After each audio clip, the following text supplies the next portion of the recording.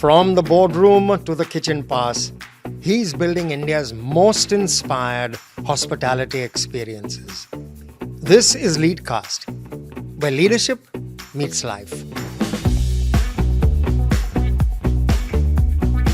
People sometimes ask me, what was the turning point?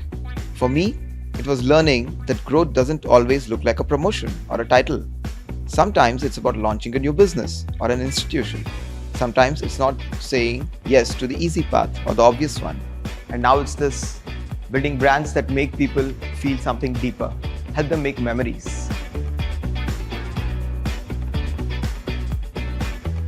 Good morning, Brian. Hey, good How morning. are you doing? I'm well, thank you. How are you? How are you doing? I'm very well. How's your day been going? A little hectic, but lovely to see you. Thank you for joining us at Leadcast, man. Much appreciated. My pleasure. It's my pleasure, absolutely. Okay, so suggestion, before we get serious, let's get curious. Okay, let's do that. Great. So, Udai, one quick rapid fire question, for lack of another way to say it. Sure.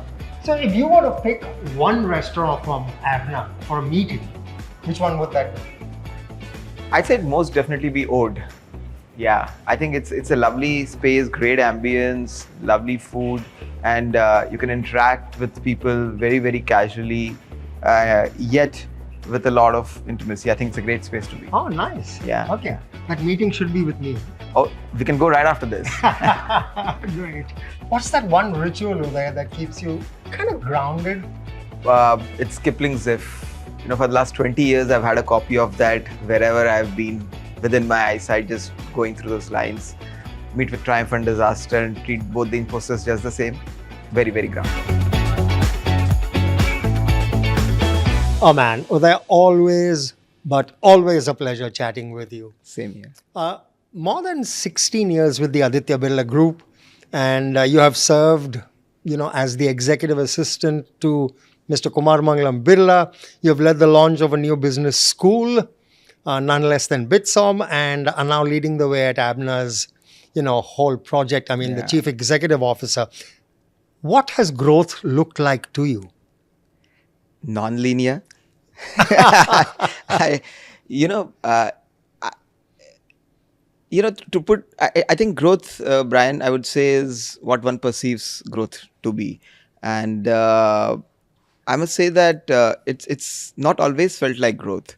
You're doing stuff and there's a lot of learning that's happening, and the curves not always very straight. There's this thing that Adam Grant says in Hidden Potential. It's a fantastic book, that it's the line of growth, which usually is shown like this on a graph, is very misleading sometimes.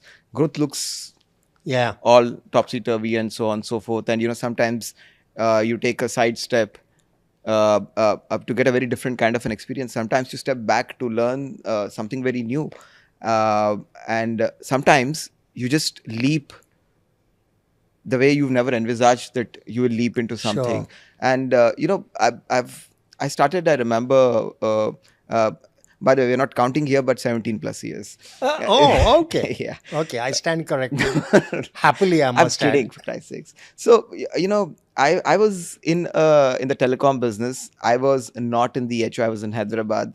I was in service delivery, not in one of the swankier functions like marketing or sales or whatever it's perceived to be. And I was in prepaid, a very mass segment and so on.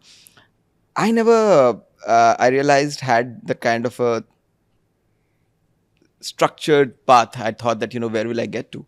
But then I think growth really for me then is about picking what you're doing, really thoroughly enjoying it, and, doing a great job of it. And then you get where you get to. Right. Yeah. Interesting perspective you provide. I mean, I'm going to move to the F&B business. More F&B businesses are now trying to curate, how should I call it, immersive or visually striking, shareable experiences. I mean, to use new phraseology, nostalgic dishes and Instagrammers' favorites. What's your take on this, if I can call it, evolution in the industry? See, I think like a lot of categories that evolve with consumers are much better exposed now. They're more affluent, they're more aspirational, etc. And food has now become not just about sustenance, it's about self-expression. Food is fashion. People use food to make a statement. People want food to reflect who they are, and so on and so forth, right? So, as the cliche goes, people first eat with the phone, with their eyes, and then they consume food. And they want people to know where they were, what they were eating, and so on. So I think it's part of a lifestyle. It's growth. But I just think that um, uh, Brian, we are what we do when no one's watching us. In a way. Well said. And a lot of times, I think while one might share where they were and so on and so forth. I mean, think of it. The last time you went to a place you really wanted to and love to go back to, you have people you really like, and you were having food that you really crave. Did you dive in for your phone? Probably not.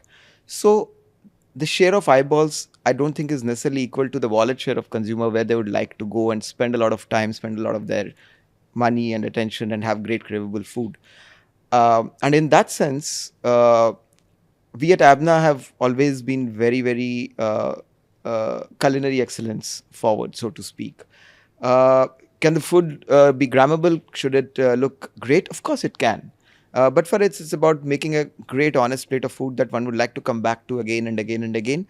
And if you can make it look very photogenic, yeah, it's a bonus. So I think while to each their own, I think it's not just about, to cap it off, not just about nostalgic and great looking food, but it's about people coming back to food that they love and really crave. Okay, interesting. Interesting. Now, there's been more chatter, should I say, on the play of heritage, of history when it comes to food. How do you see that playing with our, curated menus? Yeah, I think that's a great segue, because it's in line with what I was saying earlier, that people are very well traveled now. They're far more aware. There's a lot more information out there, right? And uh, while at a point in time, the country and the people wanted everything to be very relatable to their original palate, so to speak, people are now ready to try and push themselves to have authentic food. And India, while we talk of it as a monolith, I think, as we all know, it's a misnomer. It's 50 different countries, and it's for me, going away from my core palate is not just about having Korean or Italian. It's about just trying really authentic food from, let's say, Lucknow, Avdi, or which probably I've never really known, because a lot of people have been exposed to is Punjabi and Mughlai. So it's stuff like that, and hence now rootedness, how connected the food is, matters a lot to people. I'll just take a quick example, because I was on that, and we have this restaurant called Varsa. It's based in NCPA, and that food has its own heritage, its own history, right? I mean, it's the Persians who traveled Right. to India, and then they thought Delhi was too busy. They bypassed, took probably the outer ring road, and went straight to Lucknow, right? And they settled there, and it was a great blend of what they brought and what they conceived there. And then when Wajid Ali Shah was ousted by the British, given a pension, and sent to Calcutta, where he said, अल्लाह बुतो मुझे कोई दिखाए लखनऊ, और मेरे सोने में भी मेरे आता है आ Lucknow. He was really paining for Lucknow, because he was a Nawab there. He was sent out, and then there was no gosht. There was not enough meat. But the Portuguese had brought potatoes there. They replaced the meat with potatoes and made a different kind of biryani. So that food evolved from Persia to Lucknow to Calcutta, and then they got a daughter married to the Nizams of Hyderabad, and as was the custom, they sent maids and cooks with her. And then the food traveled from Calcutta to Hyderabad, and then it evolved further. It's the journey of food, and that's what we discovered, and that's what we are making at Varsa. So people like these stories, people like that history behind it, and try different cuisines. I think it matters a lot. Man, your knowledge and the fact that you've obviously deep dived into this is incredible. No, we really like to enjoy what we're doing, and get into the heart of it. So, as I said earlier, This is growth, right? I mean, you're learning something new every day. You're doing something exciting. You're a different person, and I mean, that's growth. That's coming through loud and clear, Uday. Now, you mentioned from Varsa to Jolie's to Supersun. Uh, you know, ABNA is creating, I think, some of India's distinct culinary spaces, which is brilliant. I mean, what excites you most about building hospitality brands? Yeah, sure. See, Brian, I mean, food is a very core consumer category, right? And it's something that's been there obviously since the birth of time till now. But the way it's evolving is very exciting. Some estimates say it's a 65-70 billion dollar industry in India. Yeah, it's one of the largest, and it also employs one of the largest workforces in the country.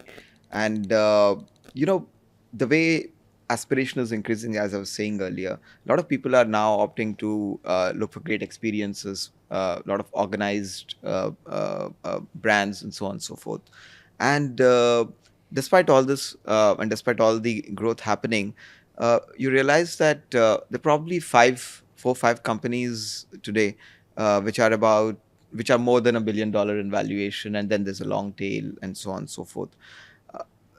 By some estimates, the way Singapore eats out about 50 plus times a month, what you eat about what 110 times a month, three, 4 times a day. But 50, which is half of it, Singaporeans eat from out. The number for the US or Europe is about 30 odd. For China, it's 20. For India, it's about 8 or 9. That's the headroom that's there. For a Mumbai or a Delhi, probably people eat out about 15 times a month, and so on and so forth, including deliveries. So just the opportunity to be able to go out and participate in one of the largest consumer businesses for Aditya Birla Group is a great opportunity. And uh, when you're given the opportunity to participate in that kind of a growth, to build something of that order, it's obviously very exciting. And I think that's a very important part. I have a but. Up, it's out there on the wall, and we should go up and take a look at it in the office once. And it's very important to us, our purpose. It is to enrich lives through the power of food and the magic of shared experiences. It's that purpose that really excites us a lot more, because think about it, for the most part, experiential dining, at whatever price point, is not because you can't cook at home or you don't have a meal. There's so much happening outside, at your work, generally in life, and so on. When people walk into a restaurant, they want to leave all of that outside practically. They just want to have a great time with their loved ones, people they like, or sometimes maybe just by themselves with a cup of coffee. It's a privilege for us to be able to participate in that with them and give them that break that they need. And it's a tough industry, thin margins, heavy competition, hawkish regulations, uh, whatnot.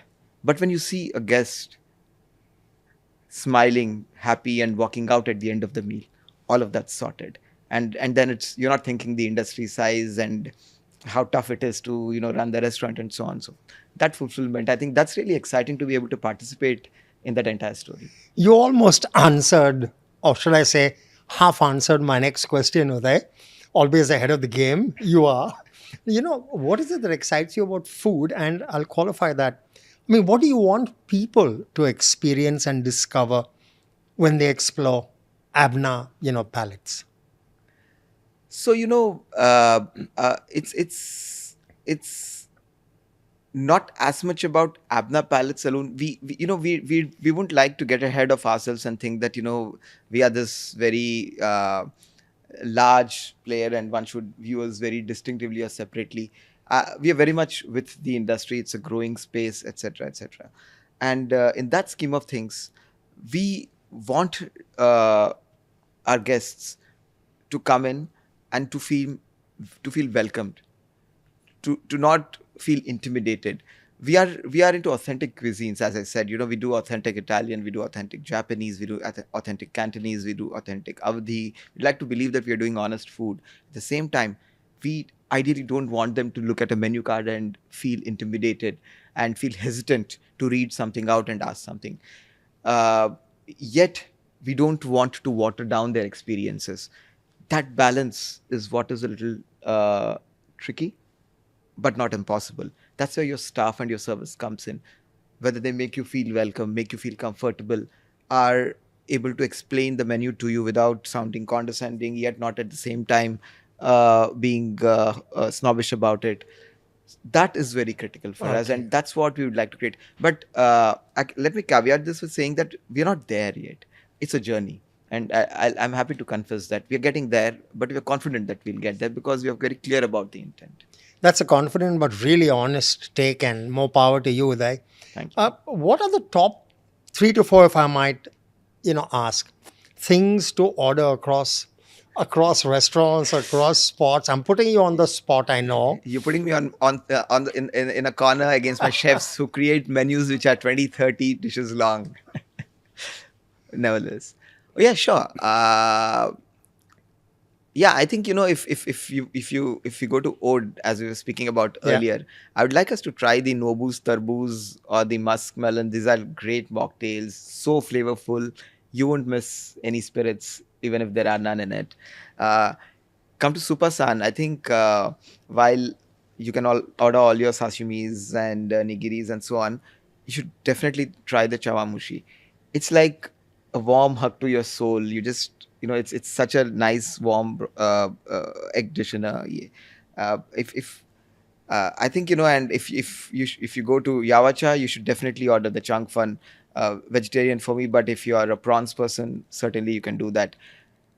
I can go on and on, but since we are on it, if you go to Varsa, you should try the Panch Patta Saag with the Magaz Naan. People think that Avdi food is all about non-vegetarian and so on, and but it's not true. Chef Mukhtar's mother-in-law is a consummate cook of non-vegetarian food, but she's a vegetarian herself, and there's such amazing vegetarian food out there in Lucknowi. I think you should definitely try Varsa for that. Man, you've got me salivating, so to speak. That's the idea. Show me the It money. sure is, and it's working. When it comes to sourcing our ingredients locally, and yet sustainably keeping it true to the cuisine, how do you strike the balance if you do?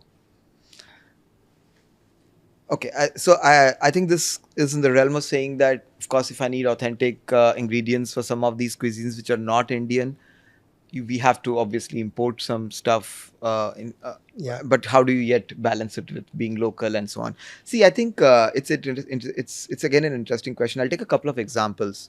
We work very closely with the founders of Nara Thai in Bangkok, and they have an expat chef who comes down at a regular frequency, works with us. We take them out to the market. Northeast nowadays, the Seven Sisters have great vegetables and herbs growing, which are very close to the flavor palette of what grows towards that part of the world as a continuum. So we try and identify ingredients which give you the same flavor profile without compromising on the authenticity. Why our Cantonese chefs pick up prawns from the east coast of India? Chef Rahul picks up his cheese from Himachal and some great vegetables from hydroponics farms near Pune, yet does great European food. So we don't necessarily see this as conflicting goals for sourcing. It's a little bit of a hard work to also ensure that your costs are under control while you're doing all of this. I think, but it's doable. I think you just have to ask the question that who made those rules. You just have to go out and explore. Okay.